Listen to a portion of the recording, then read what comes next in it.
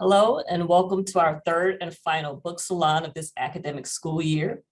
My name is Deborah Hurd and I'm the project coordinator for the Department of Black Studies 50th anniversary here at the University of Nebraska at Omaha. The department has its roots in the political and social activism of the 1960s and 70s. Established in 1971, 3 years after the first department was established at San Francisco State University, its founding, like that at San Francisco State, Cornell, and other campuses around the country, came as the result of a long process of requests, formal demands, protests, and sit-ins. The critical moment at UNO came on November 10th, 1969, when 54 Black UNO students were arrested for staging a sit-in in the president's office.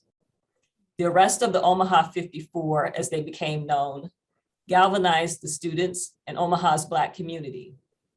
Omaha's Black civic and social organizations and churches mobilized to bail out the 54 and to stand behind them in their negotiations with the university's administration. One of the students' demands was the creation of a Department of Black Studies. 2 years later, in 1971, this department came into being. And here we are, 50 years later, honoring the twin pillars upon which this discipline and this department was founded: academic inquiry and cultural relevance. 50 years strong, this department is the legacy of the 54. We exist because of your collective courage and the continued support and backing of Omaha's Black community. We salute you both and we thank you. As a discipline that studies, analyzes, and critiques the continuing effects of historical enslavement, colonization, land dispossession, and corporate imperialism, we cannot help but acknowledge that this university and the city itself sits on the sacred tribal lands of the Native American people for whom the city is named, the Omaha, and that of other First Nation people who regarded this land as their communal homeland. We stand in solidarity with you. And now I would like to introduce today's speakers. Our discussant will be Dr. Cynthia L. Robinson. Dr. Robinson is the chair of the Department of Black Studies, a position she has held since 2015. She's an associate professor in the Department of Communications. Double majoring as an undergraduate, Dr. Robinson earned a Bachelor of Science degree in Black Studies and Broadcasting from UNO, followed by a Master of Science in Urban Studies, also from UNO, and a PhD in Communication Studies from the University of Nebraska at Lincoln. Her research combines the disciplines of Black Studies and Communications as she examines issues of race, interpersonal communication, cultural identity, cultural dominance, and Black male-female relationships. Her dissertation, a critical interpretive analysis of cultural identity and cultural dominance, communicating Black female beauty, analyzed the relationship between race and perceptions of Black female beauty. Her current research project more closely examines how skin color and hair texture affect Black males' perceptions of Black female beauty. And Dr. Kerry-Ann Escayg is an associate professor of early childhood education at the University of Nebraska at Omaha. Her main research areas are anti-racism in early childhood education, children and race, qualitative research with young children, and racial socialization.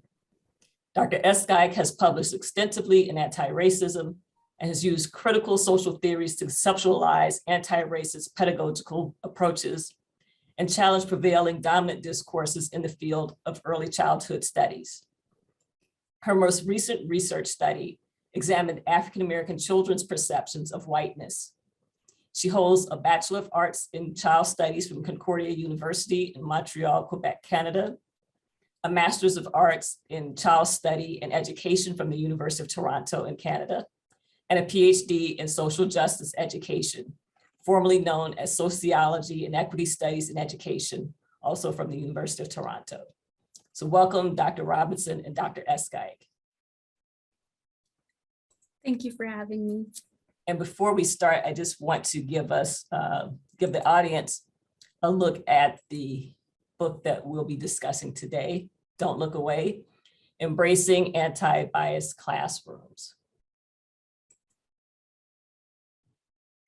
And with that, I'll turn it over to Dr. Robinson.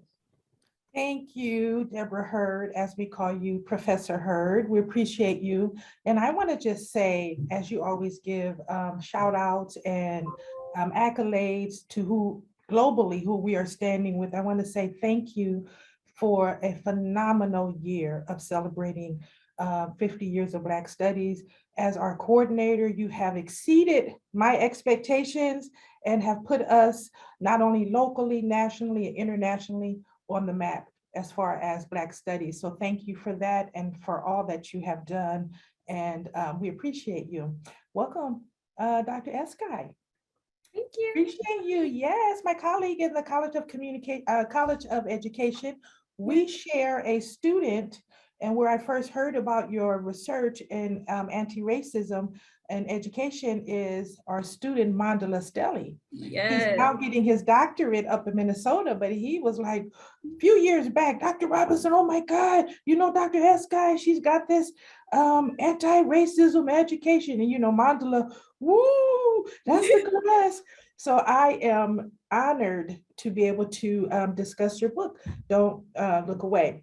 What I want to know is, how did you get into the field of education and especially studying anti-racism in education? I like this type of question, Cynthia, because it allows me to engage in a cultural practice that is storytelling that connects me to the past and allows me to thrive in the present. So with that said, let's get started. I grew up in Trinidad in the Caribbean. And while my early years education, elementary education, were quite not anti-colonial, were in fact colonial, colonized education, my high school experience was quite different. What I mean by that is that I was exposed to Caribbean history. I still remember the joy I felt when my history teacher introduced us to units such as resistance and rebellion on slave plantations. To this day, I remember, and this is a testament to the power of culturally relevant teaching, I still remember the most famous slave rebellions in the Caribbean, with Jamaica being one of them in 1831, led by Samuel Sharp. So Go ahead. that's quite interesting. So you had this experience in your education. So then you said, okay, let's bring that in. And then I went to college in Montreal, Quebec, with still this burning passion for anti-colonialism and a love for history. And I met, as chance would have it, I met an African-American professor. And I took his course, African-American Studies. The textbook was Roll, Jordan, Roll. And in looking back, I realized how much he has shaped my own teaching, because in his classes, he always used storytelling. He would teach a concept and he will illustrate with storytelling. And one particular narrative, lived experience, still elicits wonder, inspiration, admiration, and respect deep down in my soul for this professor. May his soul rest in peace. He said, he was talking about his experiences in the civil rights movement. And he said, do you know what it feels like to have someone kick you because you refuse to address him as sir? This made the learning experience much more meaningful. It allowed us to see, to live this particular story from the lens of the person who experienced it. In my later years of education, I would say grad school, I was fortunate enough to have the guidance of renowned anti-racist, anti-colonial scholars such as Dr. George Day. And in doing so and having that opportunity, I was able to make the connections between anti-colonial education and anti-racist education.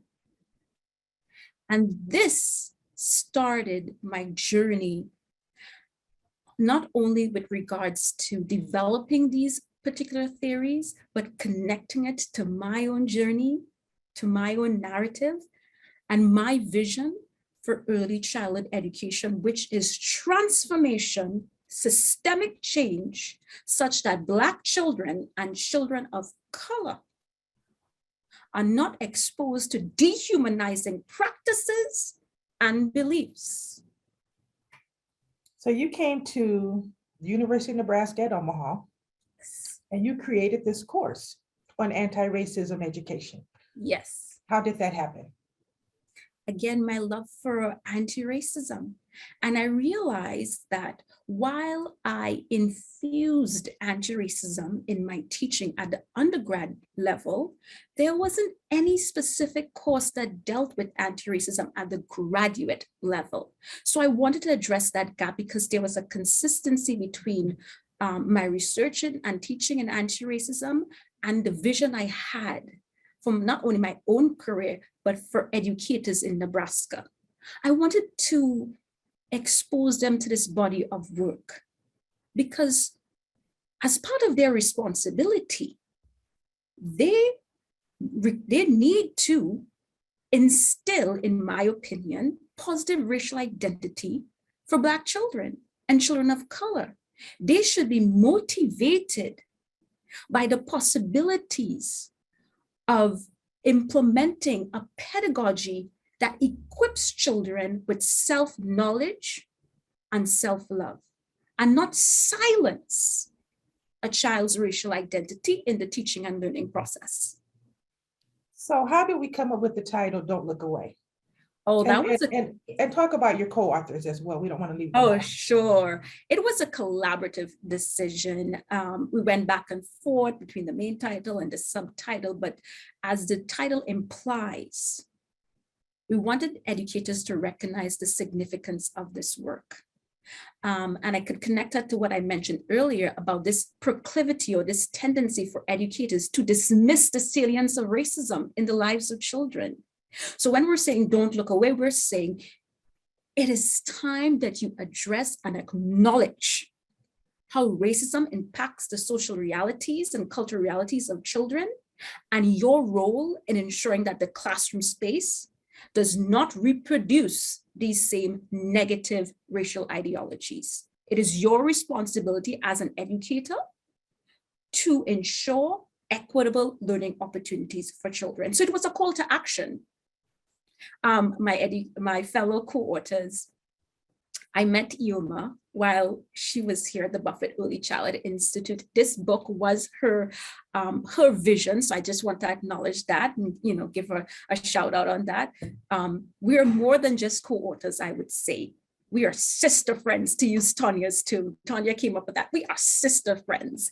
And we bring our individual passion for anti-racism in early childhood, along with our cultural and lived experiences. And I think that is what differentiates our book from other resources, especially in anti-bias, because in anti-bias, historically, even in present times, it is written predominantly by white scholars, the scholarship on anti-bias.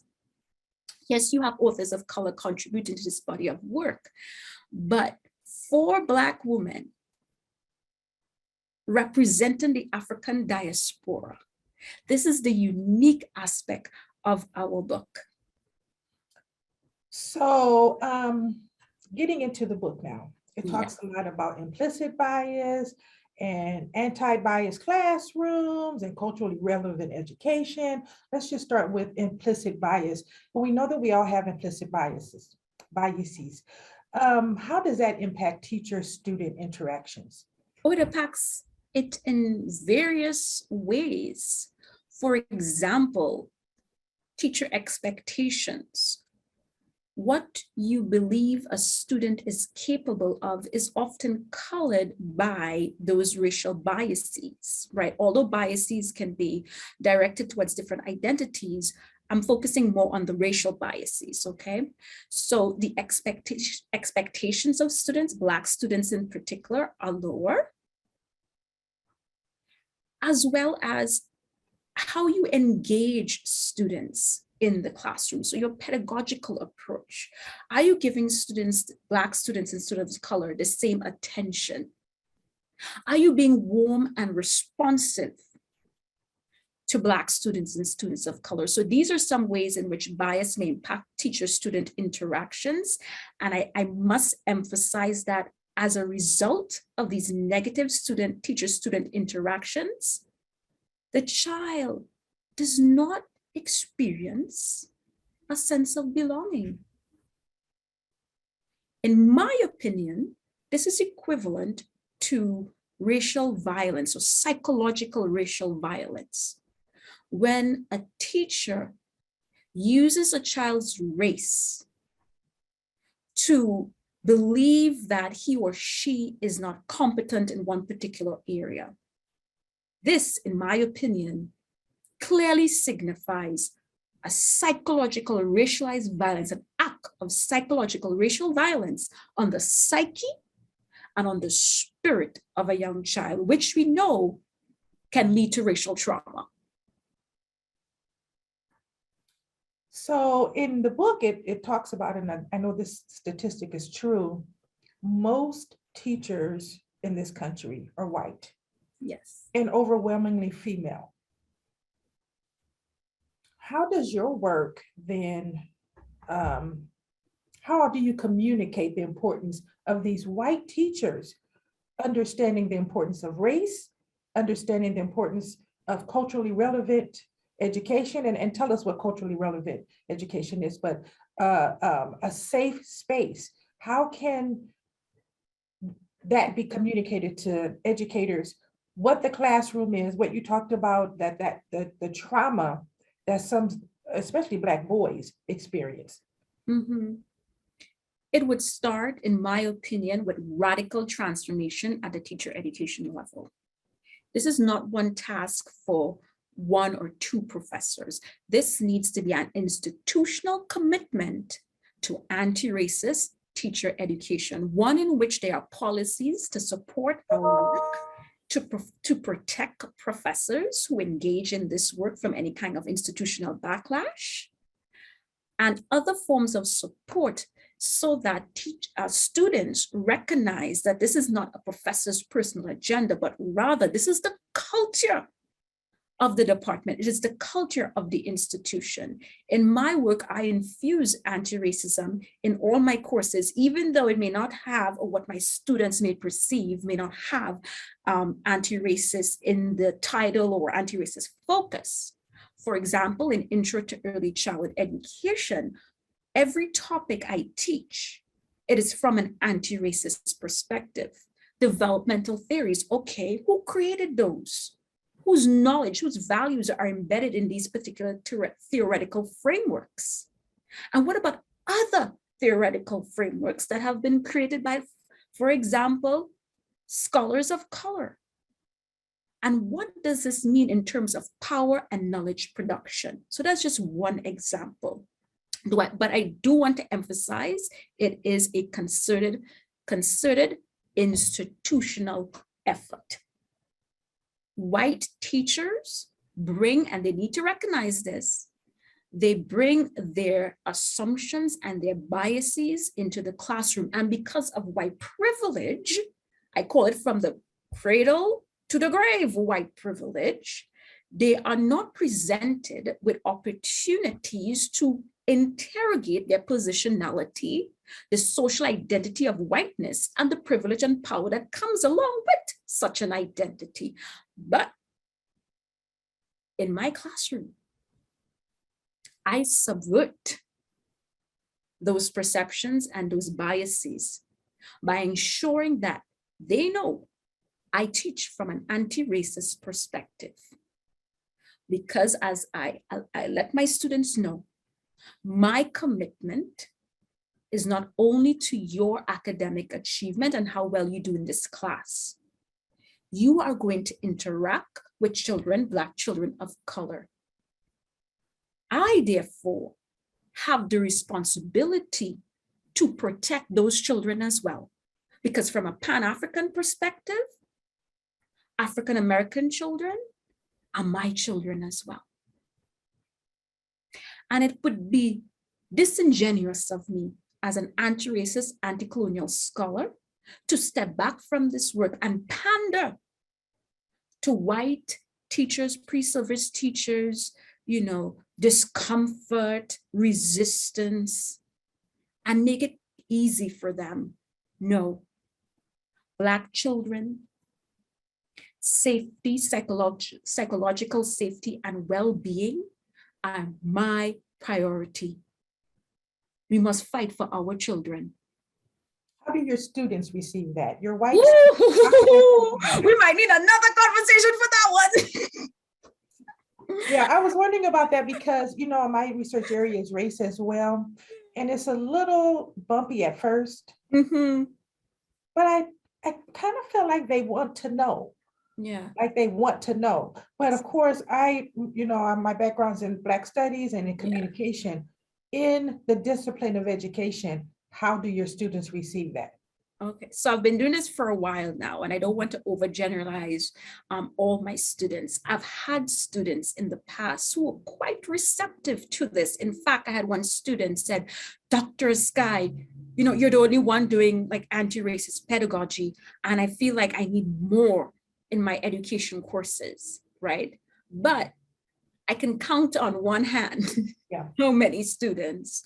And interestingly, it has been Black students who appreciate the anti-racist pedagogy. I did have white students come and say, yes, Dr. Escayg, we appreciate this kind of work.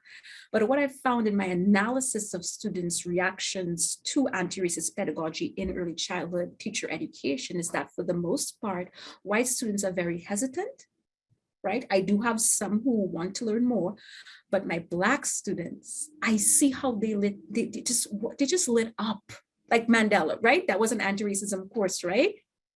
My Black students love this kind of work because for many of them, if they have not taken, let's just say a Black studies course, this might be the first time that they're learning about ECE from a Black perspective. Mm-hmm. With Black social theories to guide their understanding.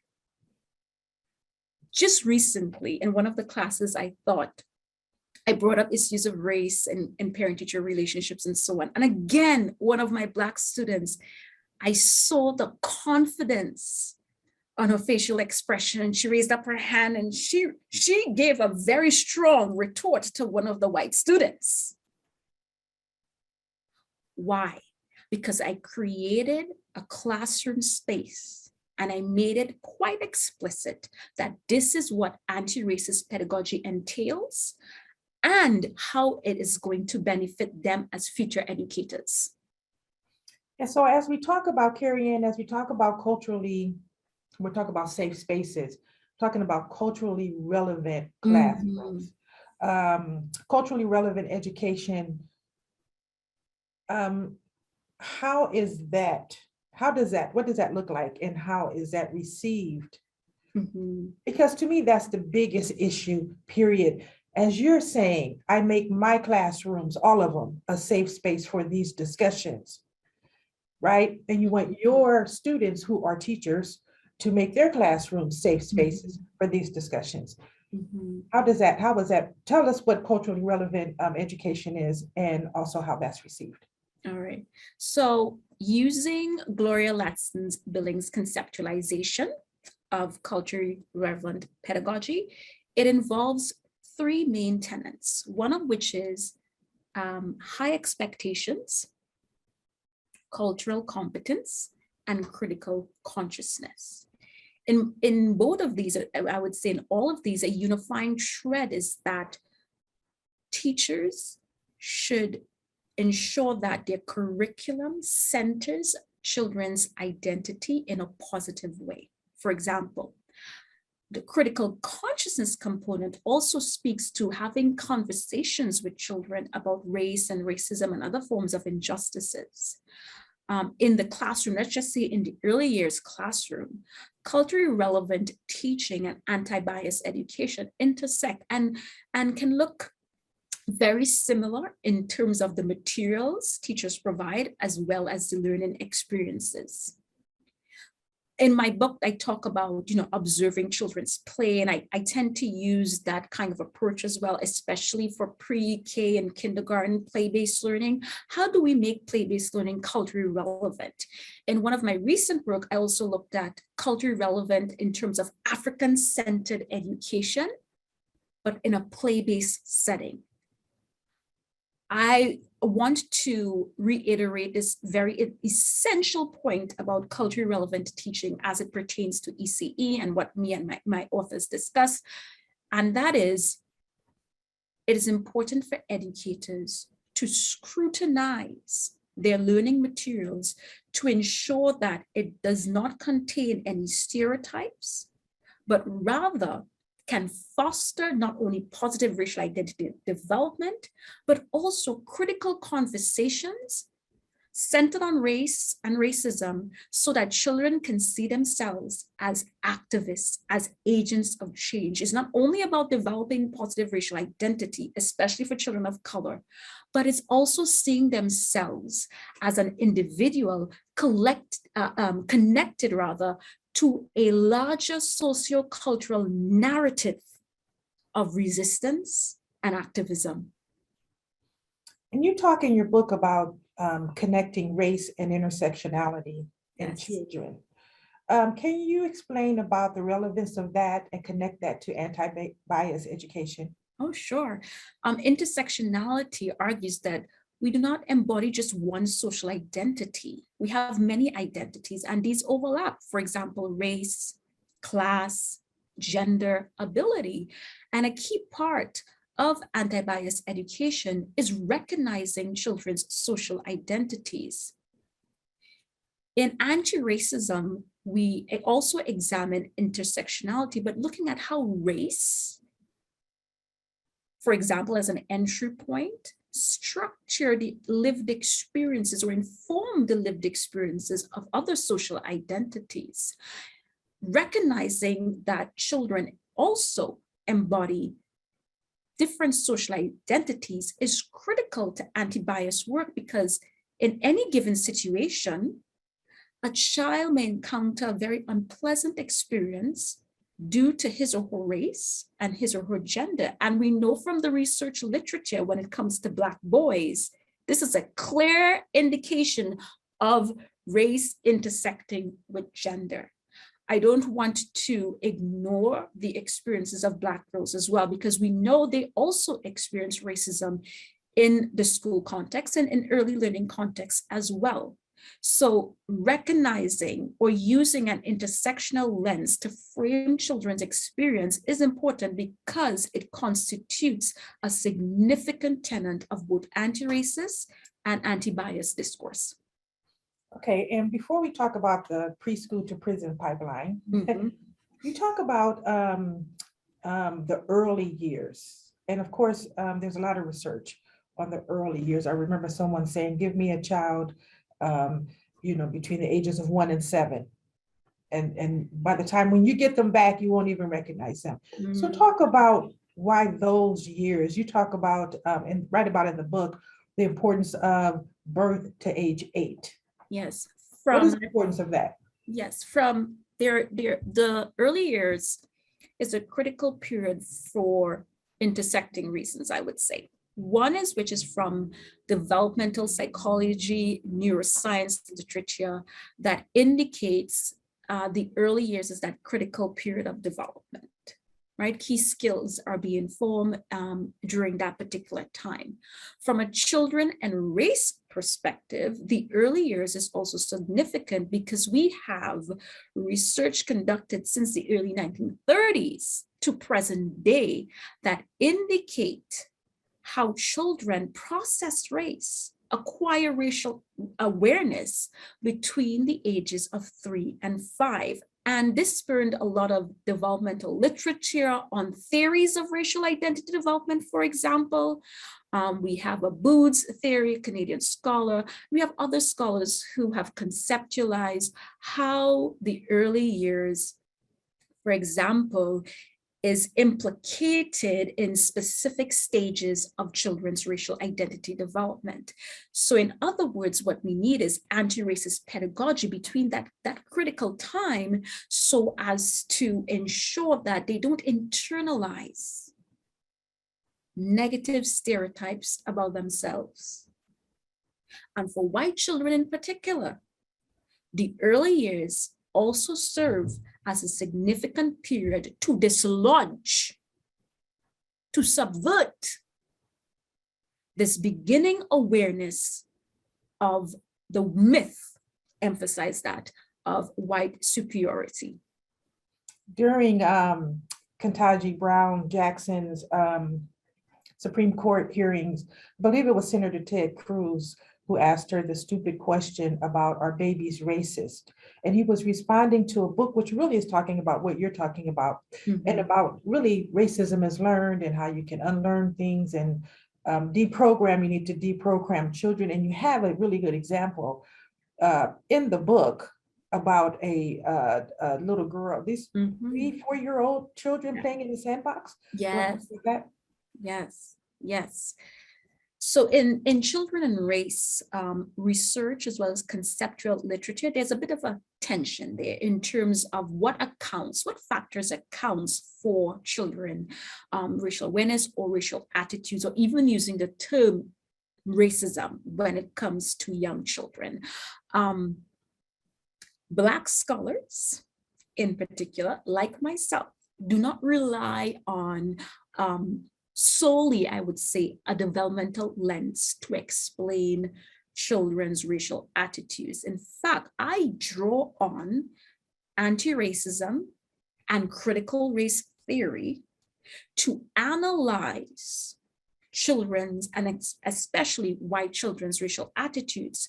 So yes, in a nutshell, I would say that white children can be racist, using the definition of racism and racist as power, not prejudice, that's individual attitudes, but the cognizance of power and the enactment of power. And this is the story, the narrative that I shared in the book, that my colleagues and I shared in the book, was taken from the text, The First R, How Children Learn Race and Racism, by sociologists. So when you have a sociologist perspective, we examine, or we analyze children's racial attitudes from this more of a sociological lens. For example, like I mentioned, critical race theory, one of the tenets of CRT is whiteness as property, broadly construed to mean power and privilege. So if we were to use that particular tenet of CRT, what becomes increasingly clear is that white children being immersed in a racist society without the interventions of, for example, of anti-racist parenting or teaching, come to recognize the social currency attached to their racial identity, and in the context of their peer interactions, implement their social power, but it affects Black children. Yeah, I was 7 years old and I went away to camp. And I was one of 2 Black children there. And that was the first time I ever got called the N-word. We were 7 years old, and it was 7-year-old white girls that called me the N-word, and the adults around didn't know what to do.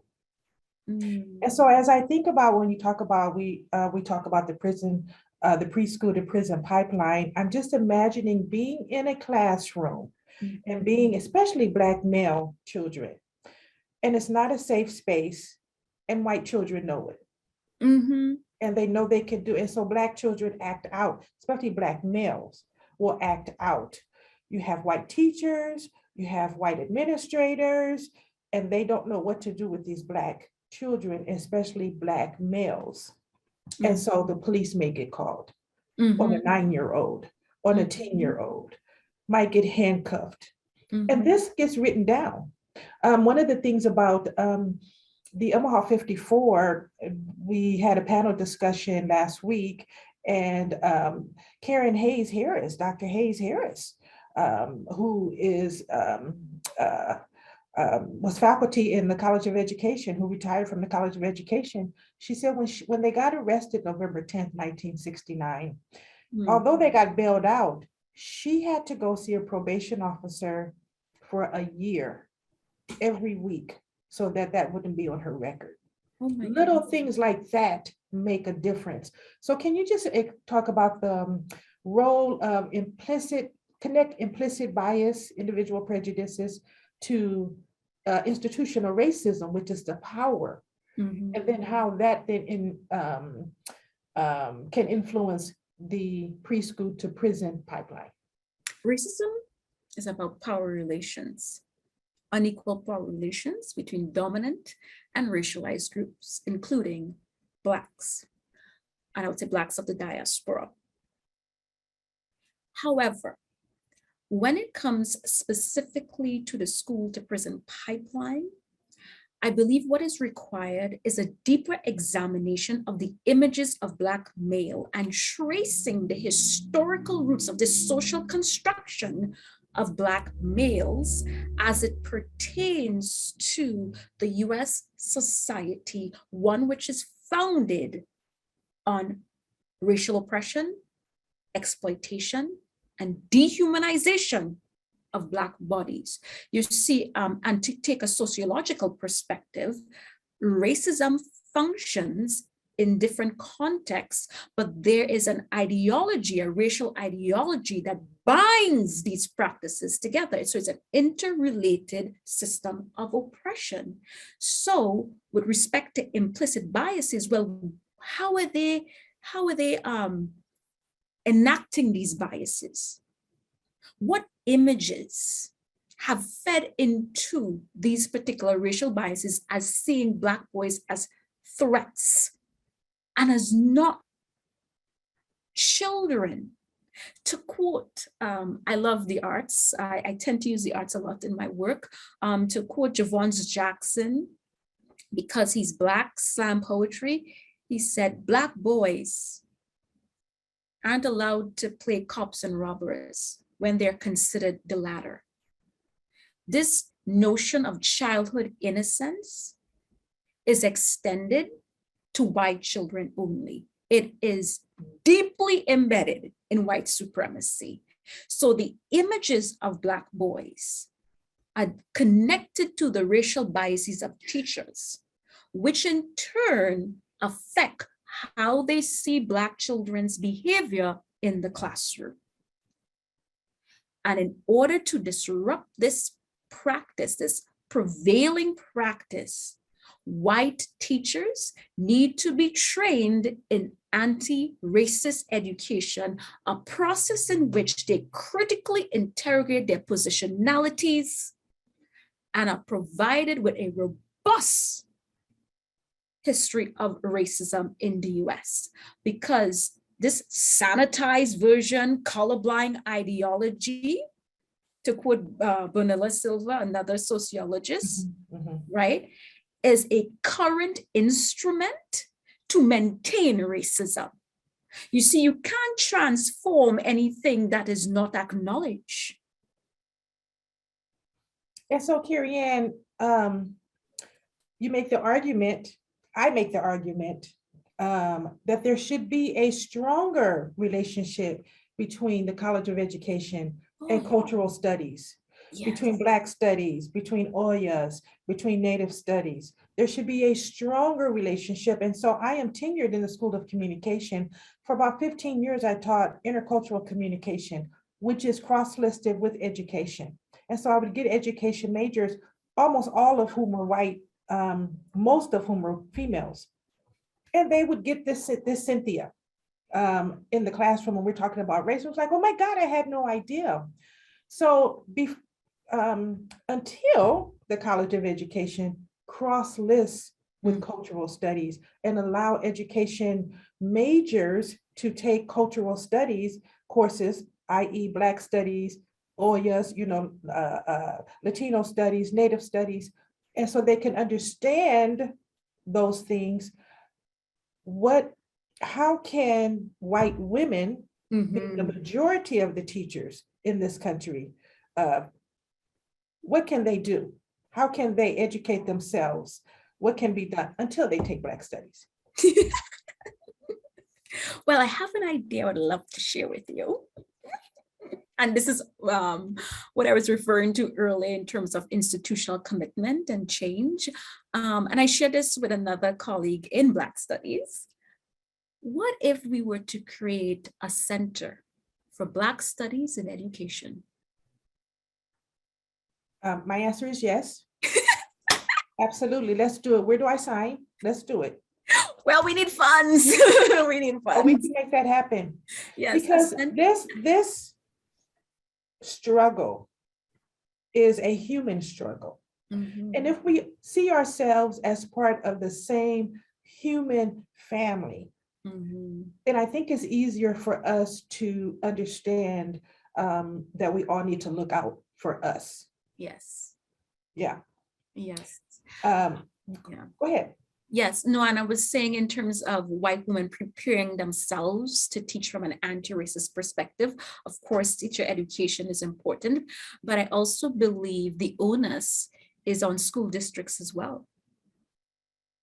Because anti-racism is a lifelong journey. I was just reading this recent book on the practices of anti-racist early child educators, and many of them would revamp or revise lessons and units every year based on, critical self-reflection of their teaching. So it goes without saying that on, professional development for teachers, practicing teachers, is absolutely necessary as part of anti-racist education, especially for the younger group, for young children.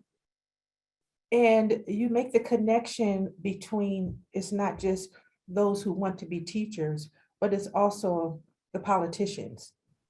It is also the people who legislate, also the people who are in control, in power, and who produce policy.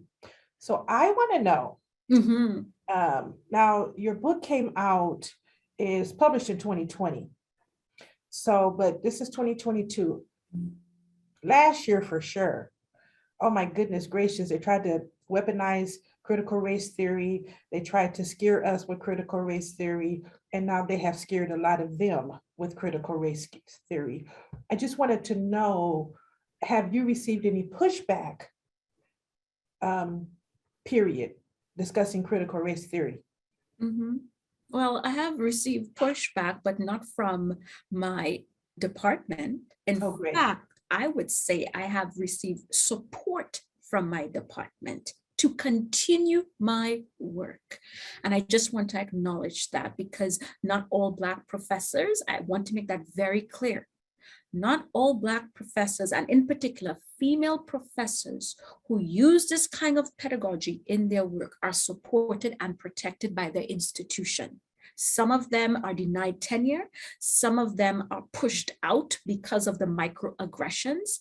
But in my case, I must say I have been fortunate to continue teaching in a way that is true to my identity, to my passion, and to my purpose. And Dr. Escayg, I had that same experience in the School of Communication. So I teach public speaking, I teach interpersonal communication, intercultural communication, and I was always allowed to bring this Cynthia into that classroom. Yes. And of course, we always talked about these same issues. So that's very heartwarming to hear that you have that support. Because I wondered, because you're very passionate about it. And, I'm a native Nebraskan. So anything else you want to say about Don't Look Away? Oh, for educators who are now starting their journey, as we mentioned in the book, it's so important to start with critical self-reflection. who you are as a person. What were your early childhood experiences around race and racism? And really begin to unpack those experiences so you can be made aware of the beliefs, of the perspectives that you hold that actually may be traced to your early years, may be traced to the parenting you receive or the education you receive. And second, if you really are committed, if this is a genuine desire, a heart's desire to provoke change, to bring joy to children of color and Black children, and to interrogate the very structures that constrain our agency to a certain limit. If that's your true purpose and your true passion, then I encourage you to remain the course. I always say, being an anti-racist educator has its risk, but it certainly has its rewards. And on those days when you're feeling that you can't take it anymore, I pray that your spirit is strengthened by the love you have for children and your passion for justice. It takes all of us. This is a collective effort. And from a Pan-African perspective, as someone from the diaspora, I say to you, we are one, we are united, and we will see justice. Yes, indeed. Yes, indeed. While we wait for Deborah to come back, one question that I didn't ask you that I want to ask you is, the book writes about an anti-bias classroom, which I found fascinating. What does an anti-bias classroom look like? And you talked about pictures, just different things like that. If you could just briefly talk about that. It is an interconnected approach to support children's academic success and their holistic well-being. So if I were to use more of a creative way of framing this, I will use the perspective of a child. So for example, he or she walks into the classroom and he sees or she sees positive representations of himself. Everywhere he turns, there's a display of Black brilliance, Black resistance, and Black power.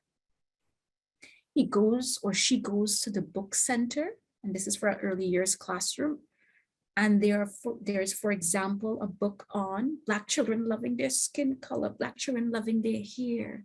When it's time for whole group activities, the teachers engage children in discussion about fairness and anti-racism and encourages them to think of solutions. In a recent study that I mentioned, African-American children's perceptions of whiteness, one key theme, and these were 8-year-old children, one key theme that emerged was their conceptualization of resistance. I'll never forget when one Black child said to me, I want to create posters. That's not fair. Let's change it. So at a very early age, Black children are feeling empowered. Why? Because they know who they are, whether it may be through parental racial socialization or the activities and the teaching practices in the classroom that are grounding Black children in an accurate understanding of their racial identity and their history. We know that Black children are seeing themselves as agents of change. So to me, that is in essence an anti-bias classroom for Black children, and for white children also to recognize racism and intervene when they see any action that is belittling or demeaning to a Black child's sense of self. Yeah, and I have been on this campus 31 years. Your colleague, Derek Nero, we talked today, and he's in STEM. And so one of the things that we talked about was, how can we get more Black students on this campus in STEM? And so I asked my daughter who, she's in pharmaceuticals now, but she majored in biology. And she said, what I would need to see are people who look like me teaching those courses. How can we bring what you're talking about, what the book is talking about, how can we bring that to UNO? Well, I did a video that encapsulated my approach to teaching, my research areas, with the intent of doing exactly just what you mentioned there. So Black students, students of color, can see themselves represented, can see that, oh, there's a Black professor there, right? I will feel a sense of belonging there. That was my goal, right? Not only to share my research, but really to encourage more representation of Black students on campus. So that's one way. But when they get here, we have to make sure that there are services and supports provided so that they can succeed. It's one thing to recruit, it's another thing to retain. So I do believe that broad institutional changes are needed. And it starts with recruiting Black and racialized faculty and retaining Black faculty as well. And also just going out and creating a community connection, going out in the community. Would that make a difference? Would that make a difference in Black and brown people majoring in education and then becoming teachers of our children? Yes. So that the majority of teachers are not white? Yes. And in fact, my colleague, Derek Nero, actually participated in an event like that recently, a career event. I couldn't attend, but he was there to just demonstrate to high school students that this is a possible career option, right? You can be a teacher. So yes, those are some ways we can recruit Black students to the campus and to the College of Education, because we know there's scientific evidence to confirm that when Black children have Black teachers, they do well academically.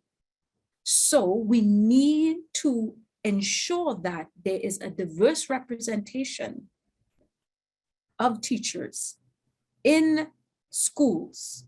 And in particular, we need Black teachers. And Kerry-Ann, where have all the Black teachers gone? There used to be Black teachers. Yes, I think there's a historical reason for this, starting with Brown versus Board and what, the aftermath of that. But I do believe maybe several other factors can account for the lack of representation of Black teachers. One could be, the low salaries. Another could be what kind of supports are Black teachers receiving. We know that Black teachers encounter racism in schools, especially if they want to teach from an anti-racist perspective. So school systems that may be not welcoming to Black teachers could possibly be another factor. Yeah, I think about, I have a sister who's a nurse, and there are a lot of Black females who are CNAs, and they never make it to nursing. And so I think about, what is it that stops them? My sister is a nurse, but what stops between CNA and nursing? So that's what I think about. A lot of Black females, a lot of Black women work in early childhood education. They run, early childhood centers and are engaged with children, but they don't go all the way to becoming teachers. And so just wanting to figure out how to make that happen, how to encourage that. I think finances may be a barrier. And we will need more scholarships to help, support Black educators who want to pursue a bachelor's degree. If they've finished their associate degree, to continue on to get that bachelor's degree. Because again, coming back to the history of the US, we know that race and class intersect. For the most part, Black Americans, there's a significant wealth gap between their earnings and that of white Americans. So we're seeing the continued legacy of colonization and slavery and racist policies, which is one reason why I will continue to advocate for reparations. Oh, yes, yes. We talked about the role of women a lot, but I remember my youngest child was 31 and he was younger in middle school. And I said, what do you want to be when you grow up? And he said, a middle school math teacher, because he had a middle school math teacher that impacted his life. Yes. What about our Black males becoming teachers? Well, I'm glad you mentioned that, because currently in one of my courses, I do have a Black male student. But the process to become a teacher in the US, it's not the same in Canada, is that students must pass the praxis. Unfortunately, and this is a trend that I am seeing and other colleagues are seeing, students of color are not passing the praxis at the same rate as their white counterparts. And you're talking about the PPST. Yeah, so the praxis, so the math, the writing, the reading that you need to pass in order to gain admission into a teacher preparation program. So my student, one student, not the Black male student, I have another Black student, and she tried so many times and she became disheartened, discouraged by the number of times she failed a specific portion. So she passed one, but you have to pass all. And so she's just like, okay, I'll just come back and do the accelerated teacher certification program. But from an equity perspective, this is not at all equitable, because now they have to pay extra, right? When they could have just finished their teacher prep program within 5, 4, 5, 6 years, whatever the case may be. So the praxis is one of those institutional barriers, I would say, in terms of recruiting Black students into teacher ed programs.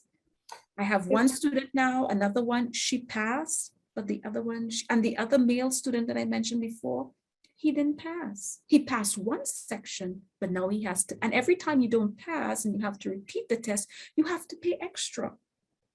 So I would also suggest scholarships for Black students and mentoring, tutoring for Black students so that they are prepared for these exams. I knew someone who took the exam 9 times. Oh my goodness. And didn't pass. And this person would have been great in the classroom. And so I also think about someone like myself with a PhD, but I don't think I could teach first grade because I have not taken the PPST. And so that's in Nebraska. That's not every place. Yeah, that's not every place. Yeah, that is in Nebraska. And so do you think some of those things are by design? Some of those things that are set up as barriers, or is that just? No, I do believe there's an element of systemic racism there that needs to be uncovered and critique, holistically, because if you look at the data clearly shows that one group of students is being advantaged by this and another is being disadvantaged by this. And when you take into account the varied history of racism in the US, you can clearly see the connections. Have you had a conversation with students who are teachers? Have you had a conversation, I'm talking about white students who are teachers, what it's like for them as they go into a predominantly Black inner city school, shall we say, what that is like for them? Or have you asked them, have you had a conversation about what they might need, different things like that? In the past, I would say I had, 2 or 3 students who taught predominantly in an African-American school. And what they revealed to me, it was an eye-opening experience to them, right?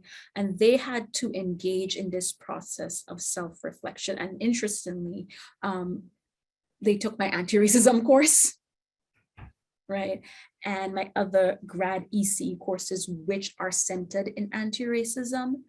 And based on those conversations, I can tell that these particular students, not saying I'm generalizing it to everyone, but those particular students realize that, you know what, there's a mismatch here between my identity and that of my students, and I'm going to have to engage on this self-learning, self-exploration journey so that I can be the best educator I can be for these children in my care. And have you had it the other way? Have you had the white teachers who teach in the predominantly Black schools? So for example, I have a friend who's a teacher and she was teaching out in Millard. And this is, 25 years ago. And I remember saying to her, oh, wow, I bet that's fun, easy, it's out in Millard. She said, you wouldn't believe these people, their parents have money. Yeah. And they're spoiled. I mean, she just named a whole lot of different things. And so she was like, I don't want to teach out there anymore. Mm-hmm. Have you had the experience of the unsympathetic, I'm not looking introspectively, I don't care about my identity, I don't want to go to this school, and these kids are bad, they're this and that and the other, and it's because they're Black? Oh yeah, for sure. They may not come and say it explicitly, but I pay attention. I tell my students, I'm very observant, as any good teacher should be. So while you may not articulate it, I pay attention to body language. So I know very early on in my courses who is resistant to this type of knowledge, who is upset, and who actually is going to just emotionally disconnect from the material. And Kerry-Ann, is there a difference between males and females? I've taught predominantly females. So I can't draw a comparison because I just don't have the data to compare it with. But yes, and here's something I've also experienced, and this is what an African-American student came and told me. She said, Dr. Escayg, when we have these same conversations with a white professor, they act very differently. That's what I thought. Okay, Dr. Kerry-Ann Escayg, I cannot thank you enough for this revealing, interesting, hopefully eye-opening interview. This was totally just so fascinating, and it was eye-opening. So I hope our audience got a lot out of it. So there is one question in the Q&A, and then I have a few questions that I wrote down. So can you share the title of the book about the practice of anti-racist teachers in early childhood education? It's Anti-Racist Pedagogy in Early Years Education, Early Childhood Education. I should look that up. It was just published last year. It was just Anti-Racist Pedagogy in Early Childhood Education, yes. All right, so I'll type that in the chat in a few. All right, so I had a question, and I thought that it was really fascinating that you mentioned that in high school you got that Caribbean history, because a lot of Black students, regardless of where they are, they don't get that history. And so especially like when it comes to Black studies class, they're like, I've never heard this before. Yes. And then you have adults that show up at, conferences or public lectures, and they're like, I've never heard this in my X number of years of life. I've never heard this. Yeah. So do you think that gave you that extra push? Yes. For your drive, for passion for that education? Most definitely. And I always view it as a form of privilege. As if I were to compare my lived experiences with that of my African-American brothers and sisters, this is one advantage I had growing up. Although I must say, we still have our issues, the Caribbean colonization and the neo-colonization influences still exist. But I was given the opportunity to learn about a historical background that was relevant to my identity. And it just shaped and inspired my consciousness so much to the point now I could literally go back in time when I'm self-reflecting and see those those interconnected steps that led me to where I am today. Let me ask you this, and you mentioned storytelling, and we know that storytelling is big for Black people, regardless of where you are. If you come from Africa, if you're from the Caribbean, if you're I'm from the South, storytelling is big. So what role does storytelling play in anti-racist education? Storytelling plays such a fundamental role because it disrupts the whole notion of what is considered valid knowledge. And also in the process, amplifies our agency, amplifies our strengths, our victories, and our ability to triumph over adversity. So storytelling is an instrument of both racial pride and resistance. All right, great. As you were talking about negative interactions in the classroom, I also thought about the other hand, and I wonder if you could talk about this, the patronizing. So on one hand, you have like these negative interactions, and then on the other hand, you have these where it's like pity. Oh, yeah. So can you talk about how that is a negative impact, has negative impact on children? Yes, it is negative because it's seeped in this belief of white superiority. What lens are you using to characterize the child, his or her identity, what he brings to the classroom, his family, his community? So we have to be very careful, especially for white, let me put it this way, white anti-racist activists, to determine the source of your passion towards anti-racism. Is it because you're really concerned about structural change?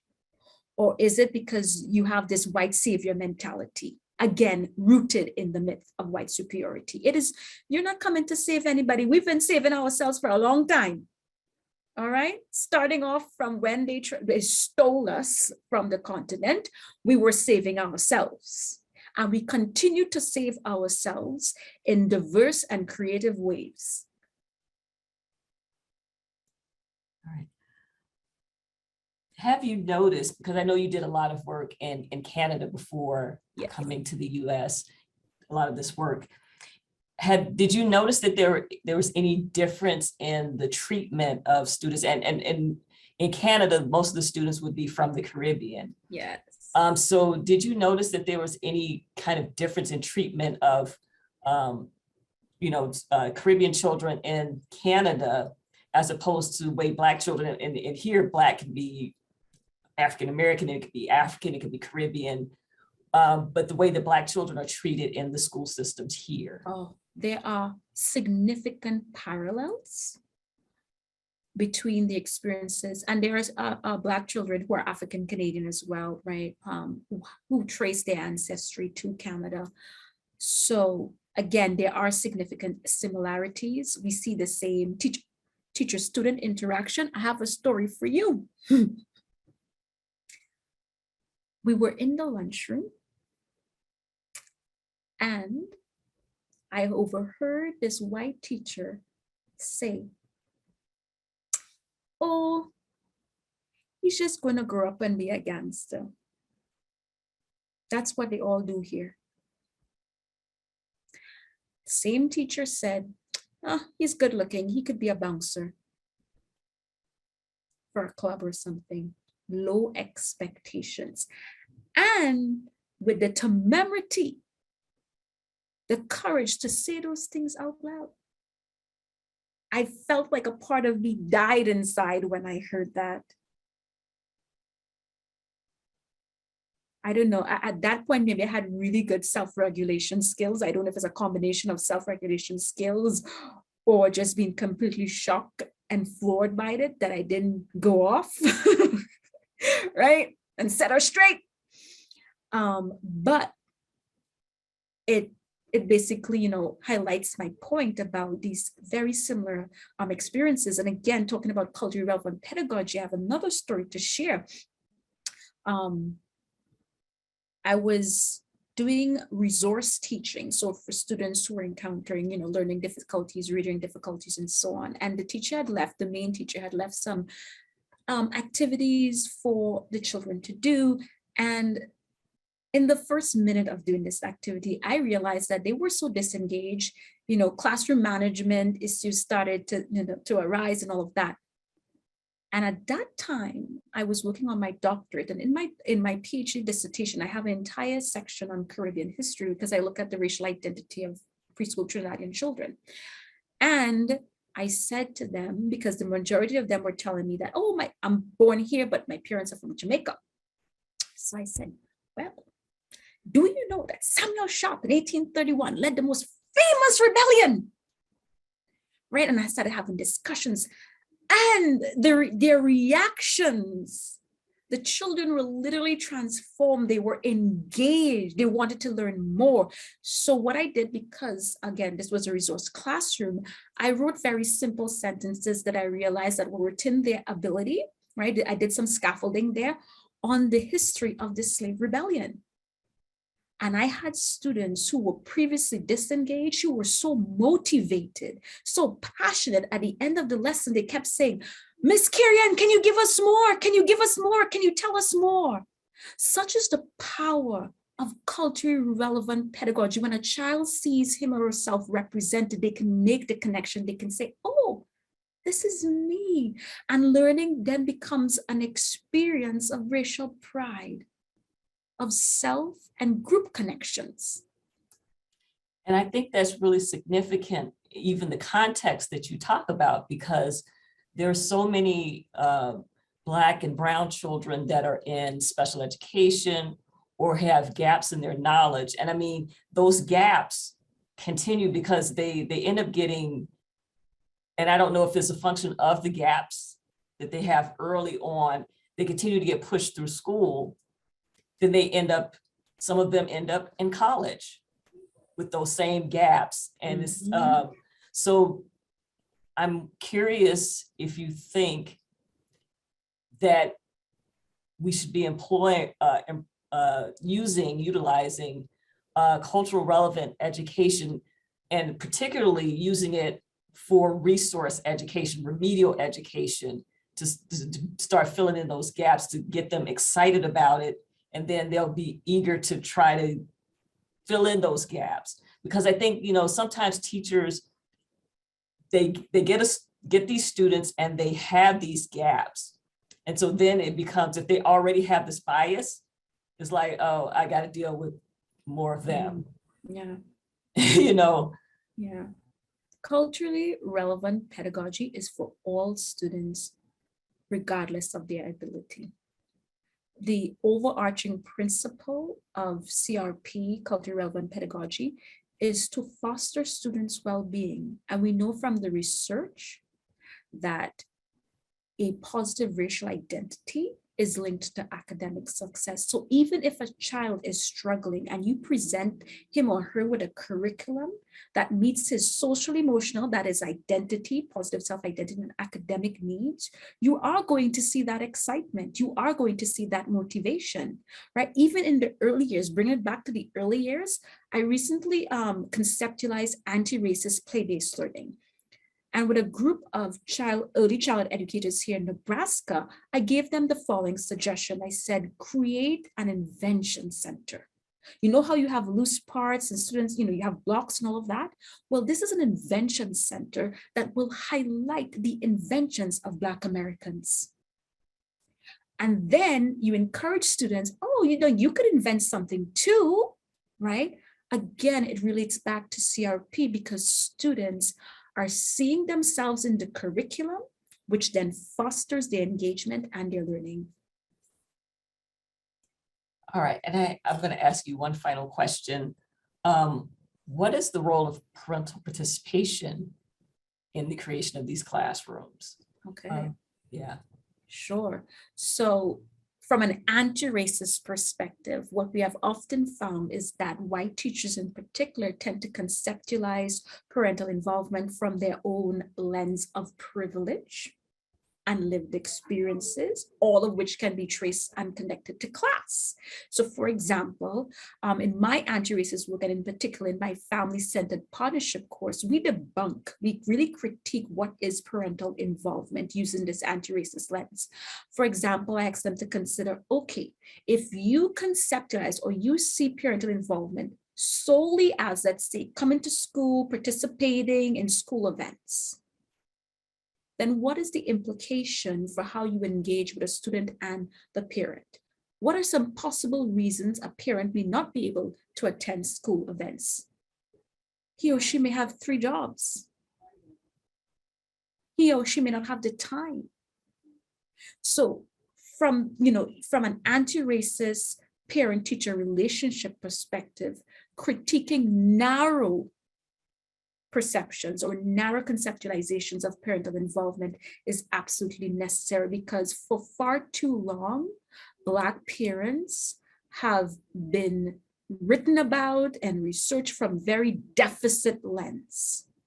Anti-racism, however, supplants those deficit perspectives of Black parents and demonstrates the cultural strengths that Black parents bring. Like, for example, using Hill's framework, strong kinship support, strong achievement orientation. What are the strengths of Black families? Let's talk about that instead of these deficit lens that really skew Black parents and don't offer true representation of who they are as people and who they are as parents. All right, thank you for that. That was a wonderful question, and it was a great segue for talking about our next webinar, which will be on Thursday. We will have Dr. Bridget Cheeks here, who will be talking about racial socialization within Black American families and implications for youth outcomes. So we'll have almost like a second part of this discussion going on.